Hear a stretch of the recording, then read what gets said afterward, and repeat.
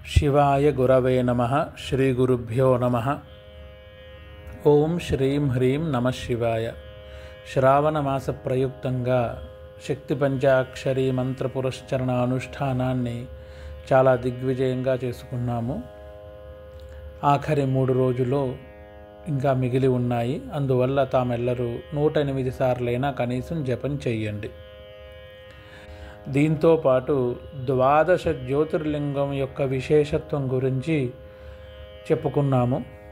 ఈరోజు చిదంబరుడి నటరాజ తాండవ స్తోత్రాన్ని చూస్తూ మయమరచిపోయి పతంజలి మహర్షి దగ్గర నుంచి చాలామంది స్వామివారి మీద స్తోత్రాలు పాడారు.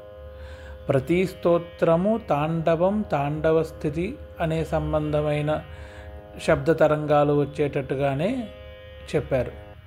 అందులో భాగంగా చిదంబర పంచచామర స్తోత్రము అని ఒక స్తోత్రం ఉంది. ఆ స్తోత్రం చెప్పుకుందాం. శివాయ గురవే నమః.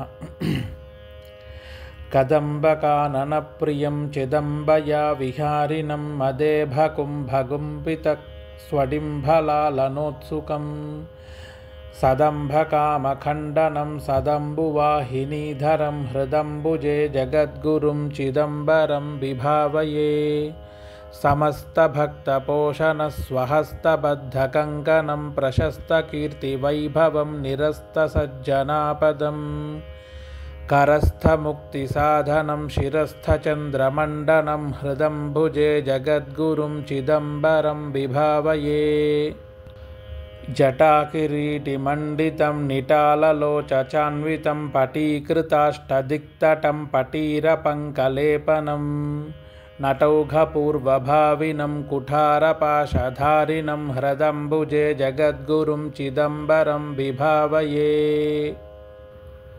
కరుంగశాభశోభితం చిరంగజాననార్చితం పురాంగనా విచారదం పరాంగరాగరంజితం ఖరాంగజాతనాశకం తురంగమీకృతాగమం హృదంబుజే జగద్గురుం చిదంబరం విభావయే అమందభాగ్యభాజనం సుమందహాససన్ముఖం సుమందమందగామిని గిరీంద్రకన్యకాధవం శమందమం దయాలుతామమందయంతమాత్మనో హృదంబుజే జగద్గురుం చిదంబరం విభావయే కరీంద్రచర్మవాససం గిరీంద్రచాపధారిణం సురేంద్రముఖ్యపూజితం ఖగేంద్రవాహనప్రియం అహీంద్రభూషణోజ్వలం నగేంద్రజావిలాసినం హృదంబుజే జగద్గురుం చిదంబరం విభావయే మలాపహారిణీతటే సదా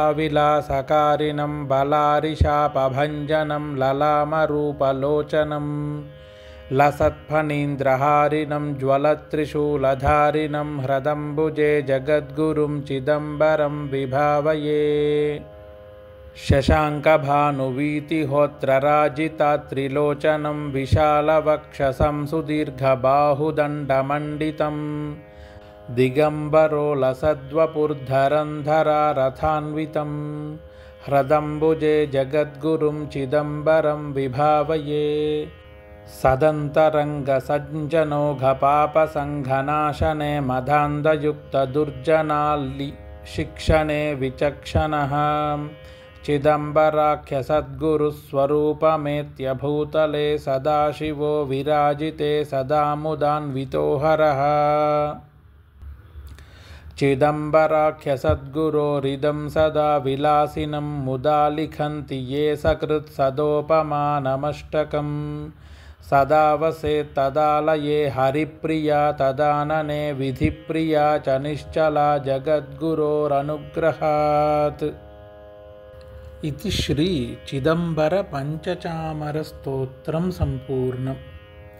ఈ పంచచామర స్తోత్రం యొక్క విశేషం ఏంటంటే, ఈ స్తోత్రాన్ని స్వామివారి యొక్క కృప ఉంటే స్వామివారే జగద్గురువు అని మనం చాలాసార్లు చెప్పుకున్నాం. సదాశివ సమారంభాం వ్యాసశంకర మధ్యమాం అస్మదాచార్య పర్యంతాం వందే గురు పరంపర. ఆ సదాశివుడే నటరాజస్వామి, దక్షిణామూర్తి, అన్ని రకాల రూపాలు ఆయనవే. అలాంటి ఆయనే నాకు రక్ష అని కోరుకుంటూ పాడిన పాట ఇది. దీంట్లో చాలా చోట్ల స్వామివారు యొక్క సౌందర్యం గురించి, స్వామివారి యొక్క అలంకరణ గురించి, స్వామివారి యొక్క నాట్యం గురించి చెప్తూ ఒకచోట కరుంగశాభిశోభితం గజాననార్చితం.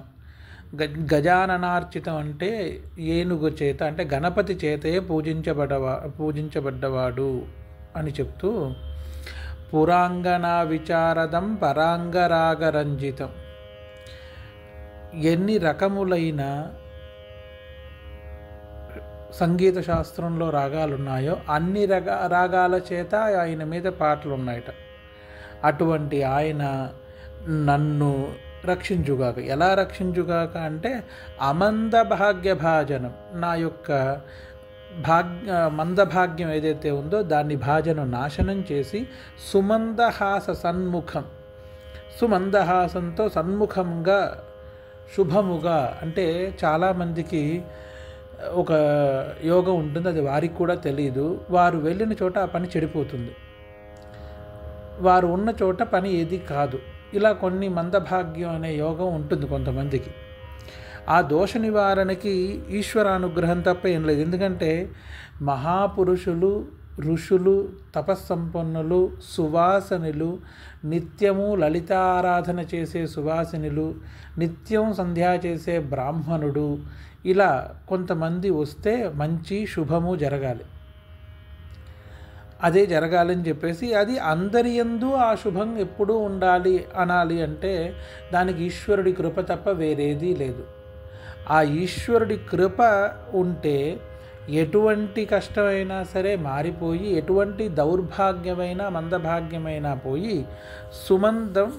సుమందహాస సన్ముఖం, మందహాసంతో కూడిన సన్ముఖుడిగా ఇంద్రకన్యకాధవం, అంటే ఇంద్రుడి సమానమైన శక్తిని ఇవ్వగల జగద్గురువు యొక్క చిదంబరేశ్వరుని నేను ప్రార్థిస్తున్నాను అని చెప్పారనమాట. దీంట్లో ఈ స్తోత్రం వల్ల ఏమవుతుంది అంటే సృష్టి స్థితి లయ అనే 3 కారకులలో ఈశ్వరుడు లయకారకుడైతే మిగతా ఇద్దరికీ కూడా ఈ స్తోత్రం చాలా ప్రియమైనది. అందుకే సదావసేత్ తదాలయ, ఎప్పుడు నీ ఆలయంలో బ్రహ్మ విష్ణువులు ఇద్దరు ఉంటారు. చిదంబరంలో ఇప్పుడు కూడా బ్రహ్మదేవుడు విష్ణుమూర్తి ఉన్నారు అని గుడి కూడా ఉంది, పక్కనే విష్ణుమూర్తి గుడి కూడా. ఆ హరిప్రియ తదాననే విధిప్రియ, విధిప్రియ అంటే బ్రహ్మదేవుడు, అలాగే హరిప్రియ అంటే విష్ణువు. ఈ విధిప్రియ హరిప్రియ అనే దానికి రెండో అర్థం ఏంటంటే హరిప్రియ ఎవరు? లక్ష్మీదేవి.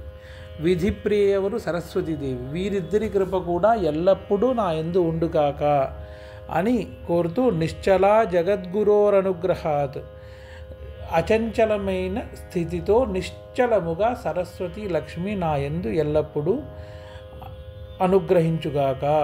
ఎవరి అనుగ్రహం వల్ల? జగద్గురువులైన చిదంబర నటరాజస్వామి యొక్క అనుగ్రహం చేత అని ఈ స్తోత్రం యొక్క విశేషత.